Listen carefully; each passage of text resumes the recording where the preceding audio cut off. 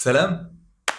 أنا إبراهيم رمزت، بحاول أشارك معكم فيديوهات بأفكار مختلفة وبسيطة، يمكن تلهمكم للتغيير، يمكن ما تناسبكم حاليا، بس على الأكيد رح تخليكم تفكروا بطريقة مختلفة. بهذا الفيديو رح شارك معكم 25 شيء ما رح اشتريهم هي السنة.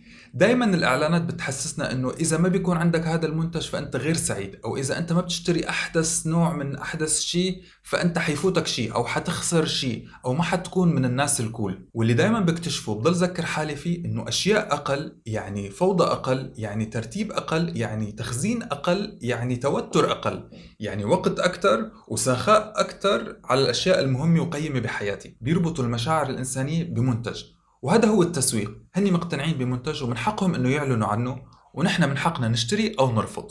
يلا نبلش. واحد، قناني مي البلاستيك من اكثر الشغلات اللي بتنتج نفايات، ومن اسهل التغييرات اللي عملتها السنه الماضيه. صار لي تقريبا 10 شهور ما شربت مي من قنين بلاستيك. في اعتقاد عام انه المي اللي بالبلاستيك افضل ومعقمه ومفلتره بشكل احترافي اكبر، والحقيقة انه اي شيء بيلمس البلاستيك فهو حياخد جزيئات صغيرة من هي البلاستيك ويفوتها جوا المي، وغالبا هدول القناني عم يتعرضوا للشمس اثناء النقل، فكمان هذا رح يزيد من احتماليه انه تتسرب هي الجزيئات للمي وحتفوت على جسمنا وتضرنا. كيف عم بشرب مي؟ قبل ما اطلع من البيت وانا عم جهز حالي دائما بتذكر انه اخذ الموبايل واخذ المفاتيح واخذ مصاري، وكمان عم عبي قنيني واخذها معي، واحيانا قنيتين. واذا خلصوا وفعلا احتجت اني اشرب مي فغالبا المكاتب اللي بزورها بيكون عندهم موزع مي، واذا انقطعت تماما فجنب اي مسجد هون بالامارات في خزانات مي ممكن عبي واشرب منه. تقريبا نص النفايات البلاستيكيه الموجوده هي عم تيجي من البلاستيك المستخدم مره واحده، مثل قناني البلاستيك، الاكواب، معالق البلاستيك والاكياس. وقناني المي هي اكثر الاشياء اللي بشوفها لما بروح نظف الشاطئ، وكتير بزعل لما بشوف قناني مي معبايه ومسكره. قنينة مي كاملة مسكرة مو ملموسة ويعني مو حرام. 2. شفرات الحلاقة. بدأت من جديد استخدم شفرة الحلاقة اليدوية. هي عبارة عن مقبض حديد ومن فوق فيها هاي المحل بلفها هيك، بحط فيها الشفرة اللي بنشوفها عند شفرات الحلاقين وبسكرها، وبتصير الشفرة من هون مبينة ومن هون مبينة. ليش عم بستخدمها؟ أول شي لأنه أنظف من الشفرات العادية اللي فيها أكتر من شفرة واحدة. هي أنا بكل سهولة ممكن أفكها، مرر فيها مي وصابون وارجع استخدمها مرة تانية وأنا متأكد إنه هي نظيفة، بعكس الشفرات التانية ممكن تتوسخ وما أقدر نظفها. كمان أقل حساسية. دايما بيحسسونا بالإعلانات إنه 3 شفرات أحسن من شفرة و5 شفرات أحسن وأحسن. بيطلعوا لك الموديل بيفرجوك إنه بيسحب سحبة واحدة بالشفرة من إذنه لدقنه بتطلع ناعمة، وهذا كذب. لأنه ولا مرة زبطت معنا إنه نحلق هيك حلاقة طويلة. دايما نحن بنضرب هيك ضربات خفيفة، يعني بنكرر على الجلد أكثر من مرة. فتصوروا أنا بالشفرات الثانية عم كرر 5 شفرات على الجلد ورا بعض ورا بعض ورا بعض. بهي الشفرة أنا بس بمرر مرة واحدة وبتأكد إنه في شفرة واحدة بس هي اللي حلقت. كمان أفضل للبيئة. ليش أنا كل ما بدي أحلق دقني لازم أكب مقبض بلاستيك، والراس هذا البلاستيك المستحيل يرجع يعيد تدويره؟ بهي الشفرة كل شيء موجود وبيعاد استخدامه إلا الشفرة هي الرفيعة اللي بالنص. أشهر أسلوب لزيادة المبيعات هو إنه نبيع للزبون شيء رخيص وقليل الجودة وبيخرب بسرعة علشان يرجع لعنا ويشتري مرة تانية، وتضل هيك عجلة الشراء شغالة. والحل الأفضل إنه نستثمر بشيء تقريبا نفس السعر أو ممكن يكون سعره أكتر بشوي بس حيضل معنا فترة أطول، وما نصدق هي السهولة واللا لاند اللي بيعيشونا فيها بالإعلانات. للأسف هي الشفرة شفت كتير منها فيديوهات على اليوتيوب بس ما لقيتها هون بالإمارات، ولقيتها بسوبر ماركت هندي بآخر الدنيا، وفي جزء منها بلاستيك فهي تقريبا جودتها منخفضة.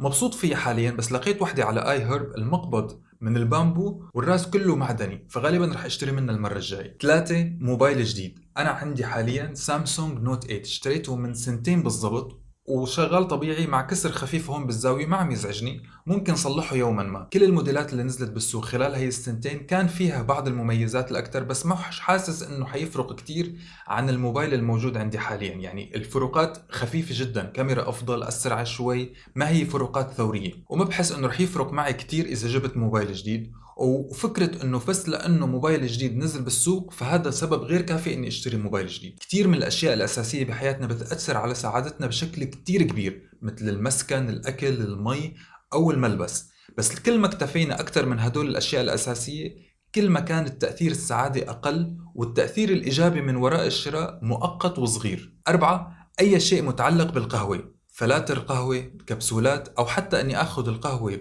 تيك أواي بكوب كرتون من المقاهي. على فكرة هذا الكوب مغلف من جوا ببلاستيك وهو مستحيل ينعاد تدويره. القهوة من الأشياء الطيبة بالنسبة إلي وبحبها وبستمتع فيها، بس هي ما مهمة وأساسية لدرجة أنه أطلع نفايات يوميا بس علشان استمتع بقهوتي اليومية. اللي بالبيت بعملها بالمكبس بالفرنش بريس، وإذا طلعت لبرا ممكن أشرب قهوة بالكوب الموجود بالمقهى، أو إذا بدي أخذها معي فبعطيهم كوب من عندي وهن بيعبوا لي. 5. المفروشات. اكتشفت من جديد انه مثل ما في اكل سريع وموضة سريعة، طلع في مفروشات سريعة، انه نحن لازم نغير المفروشات اللي عنا بالبيت بس لانه الموضة تغيرت، مو علشان نحن محتاجين مفروشات جديدة. ما فيني اتحكم بكل المفروشات الموجودة بالبيت، بس فيني اتحكم بالمفروشات الموجودة عندي بغرفتي. عميل هي السنة انه يكون ذوقي ابسط، شبعت من الالوان الفاقعة خلال السنوات الماضية، وكمان من سنة تقريبا شلت التخت على اساس انه اشتري تخت جديد، بس قلت بدي اجرب انام على الارض وكتير ارتحت.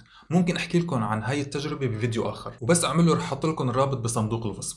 كمان عم فكر انه اذا محتاج مفروشات جديدة عم فكر اجيب شيء مستعمل. هي الدوسري مرة حكت عن الكيماويات اللي بتطلعها المفروشات الجديدة، كمان ححط لكم الرابط بصندوق الوصف. 6. المجلات والكتب. ما بتذكر اخر مرة اشتريت فيه مجلة، لانه اذا في شيء مهم ممكن ينذكر على الانترنت، او اذا انا فعلا يعني احتجت يوما ما اني اشتري مجلة معينة فممكن اشتري النسخة الرقمية الاونلاين. ونفس الشيء للكتب، اول شيء عندي اشتراكات لكتب صوتية، وكمان عندي كتب لسه ما قرأتها، هذا الكتاب اجاني هدية، وكمان اهلي عندهم كتب حابب اقرأها، فما اعتقد انه رح اخلص كل هدول الكتب خلال هاي السنة وروح اشتري كتاب مطبوع. 7. شامبو او بلسم او صابون او مزيل للعرق بعلبة بلاستيك. عندنا صابون غار بنستخدمه بالبيت، والشامبو والبلسم كلهم هدول موجودين بالسوق وعلى النت وبمحلات لش بقالب بدون تغليف. لشعري حاليا عم بستخدم صابون غار وجل بزر الكتان، رح احكي لكم عنه بتفاصيل اكثر بفيديو تاني. كأنه هذا الفيديو عبارة عن وعود لفيديوهات تاني، فالمفروض يكون 25 فيديو ما رح اعمله بهي السنة.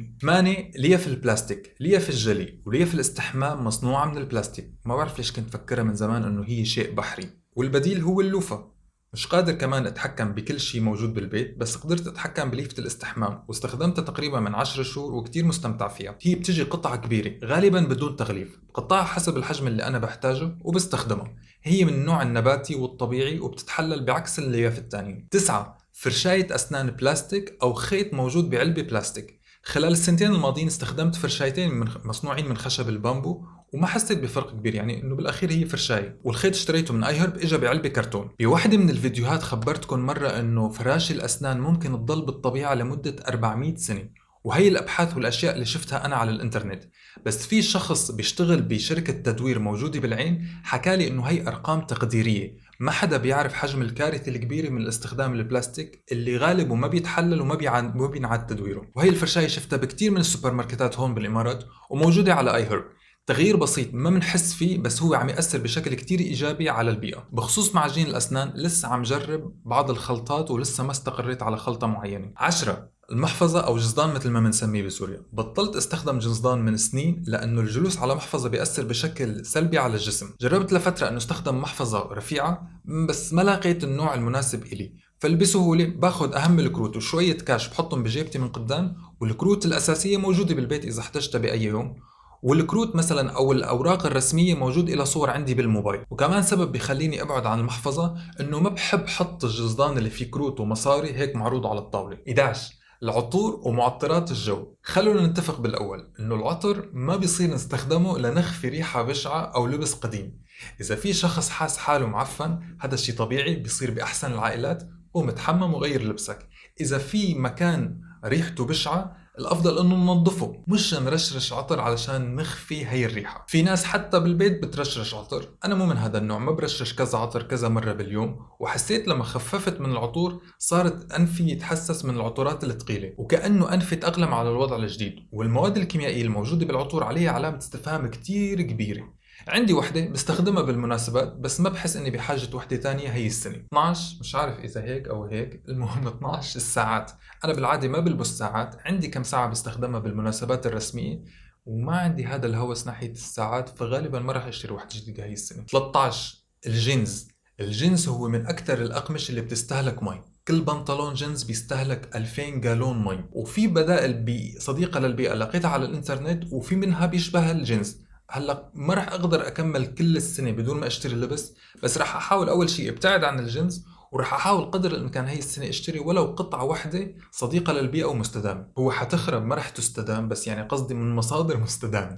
14 كوي اللبس. ما تصدقوا كم في محل لكوي اللبس حوالين بيتنا وكلهم رخاص، بس اغلب هدول المحلات بيغلفوا الكوي الجديد بكيس بلاستيك، وغالبا هذا الكيس بيكون مخرم فمن مستحيل نقدر نرجع نستخدمه مرة تانية. سمعت مرة انه في اكياس قماش خاصة للكوي ممكن نستخدمها لهذا الشيء، بس انا بصراحة ما بكوي بهالمحلات، بكوي بالبيت. يعني بحس انه شيء سلبي انه انا كل حياتي قاعد على الكرسي او عم بتنقل بالسيارة، او كتير من الاشياء اللي بعملها من غسيل السيارة، تنظيف البيت، الاكل، كل الاشياء حدا تاني عم يعمل لي اياها. فبحاول قدر الامكان انه اعمل على الاقل شغله واحده يوميا بايدي مشان اتحرك وخفف من القعده. فقبل ما اطلع بكوي قطعه اللبس اللي انا محتاجها، واحيانا اذا عندي وقت ممكن اكوي قطعه تانية ممكن احتاجها بالمستقبل اذا كنت طالع فجاه. 15 البطاريات. عندي بطاريات كتير اشتريتها من زمان من النوع اللي بينعاد شحنه، وصديقي حسن الله يذكره بالخير ترك البلد وكمان عطاني البطاريات والشاحن تبعه، فصار عندي فائض كتير كبير من البطاريات وما رح اشتري منهم هي السنة. شكرا حسن. انا اغلب البطاريات اللي بستخدمها بيكونوا بالماوس وبالكيبورد، بس غير هيك تقريبا يمكن احيانا بستخدمها بالساعة وهيك. 16 الهدايا التذكارية. زمان لما بلشت اسافر كنت احس انه لازم اجيب هدايا للكل، فلاني عم جيب للكل فاضطر انه اجيب شيء صغير ورخيص، وما كنت اتاكد اذا اصدقائي او زملائي بالشغل عم ينبسطوا بهي الهدية. فشو بلشت اعمل لما بلشت اسافر اكثر؟ صرت اجيب شيء معين لشخص معين. مثلا اذا انا ما كنت بنيبال، مثلا لما سافرت نيبال شفت انه عندهم قهوه حلوه، صرت اسال العالم، اسالهم مين بيحب القهوه يا جماعه، اللي حبها واللي بيستخدمها قال لي انا جيب لي مثلا كيلو. ممكن هي الهدية تكون أغلى شوي بس هي قيمة وبتنفع الشخص اللي أنا عم بعطيها، أو ممكن أشتري شيء ممكن أنا أستخدمه على المدى الطويل وأستفيد منه، أو ممكن كمان يفيد الشعوب اللي أنا عم سافر لها. من تقريبا 3 سنين رحت على فيتنام ولقيت مصنع بيصنع أدوات من ورق المجلات القديم، واغلب العاملين فيه من ذوي الاحتياجات او ذوي الاعاقه، فاشتريت هدول الكوستر وتقريبا لهلا عم بستخدمهم ومبسوط فيهم. 17 التلفزيون. صار لي 12 سنه متوقف عن اني اتفرج على التلفزيون. عندنا تلفزيون بالبيت، الشغلات اللي بتطلع على التلفزيون في منها اشياء حلوه وانا بحبها، بس مو لدرجه انه اجيب التلفزيون على غرفتي وضل هيك قاعد اتقلب بين القنوات 3-4 ساعات. الاشياء الحلوه اللي انا بحبها احيانا بحضرها بالصالون مع اهلي او ممكن تلاقيها على الانترنت. 18 بوفيهات الاكل. فكره بوفيه الاكل بتعطي انطباع للشخص انه انت رح تجرب اكثر من نوع بنفس المحل او بنفس السعر، بس غالبا جوده الاكل بتكون اقل وممكن كتير من هذا الأكل يروح بالزبالة. أنا بفضل إنه أطلب صحن واحد وخلصه لحالي، أو ممكن أروح على بوفيه أكل تكون في جودة الأكل عالية وتكون حاطين كمية قليلة من الأكل قدامنا. 19 الهدايا. كل الهدايا اللي جبتها السنة الماضية كانت موجودة بكيس قماش، فالشخص ممكن يرجع يستخدم هذا الكيس. وفي أفكار تانية لتغليف الهدية بقماش بس ولا مرة جربتها.